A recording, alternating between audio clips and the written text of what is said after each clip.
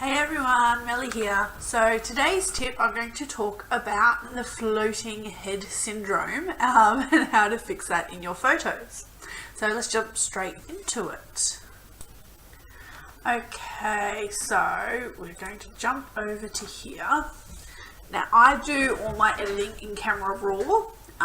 When we go through these tips and tricks each week, I will get up to using Lightroom, which I highly suggest for just starting out, simply for the ease of use. Because the amount of images I actually process, I found it took up way too much space on my computer, so I found a different workflow that works for me. But that's aside.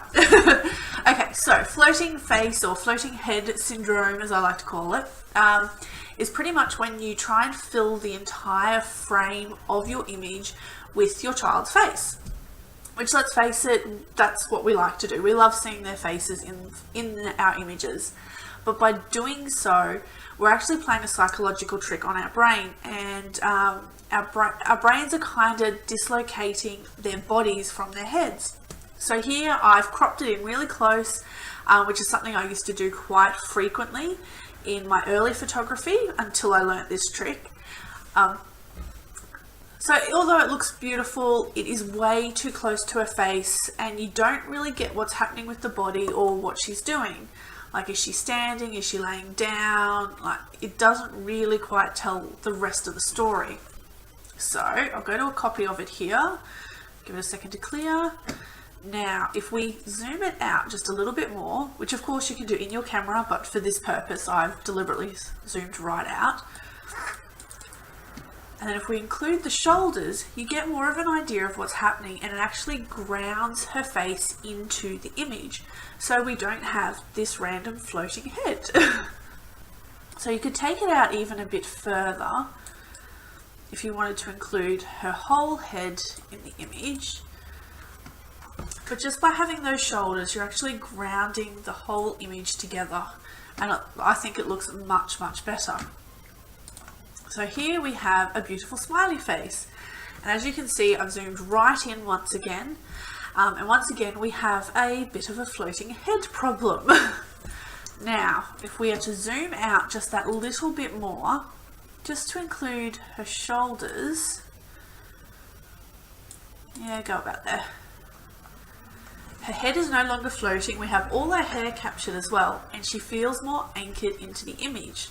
So if we jump back to here, you really have no idea what's happening. Like, is she in the scene with 3 or 4 other kids? Is she sitting? Is she laying down? You really can't tell. But just by pulling back that little bit more and including her shoulders in there, you can actually see that she's standing or sitting, and she is by herself in that image. So when you look at them side by side, you can see how much of a difference it makes to your image. By having it zoomed out just that little bit more, it really does feel more complete. Your brain is telling you, yes, that's not a floating head. Whereas on the other side, your brain is kind of trying to determine what's happened, and it leaves your mind questioning. And the same on this side. So on one side, your brain is trying to piece together what's missing, and you're not focusing on what's actually in the image. Whereas on the other one, your brain sees the whole image and you're immediately drawn to her eyes. And after all, that's what we want to focus on in our photos. So that's my little trick for today, and I'll take those off so you can actually see my face and don't get glare. That's my little tip for today. Just pull back that a little bit more when you take the photos, when you take your photos, I should say, to include the shoulders, just so you ground your child into that image and don't play psychological tricks on your brain. Please feel free to put your images into this group, share with me what you're doing, ask any questions if you have questions. I have a lot more videos to come, and I've just realised I'm very, very orange with this light in here, so that will be fixed by the next one as well. But until now, love and kindness always, my friends.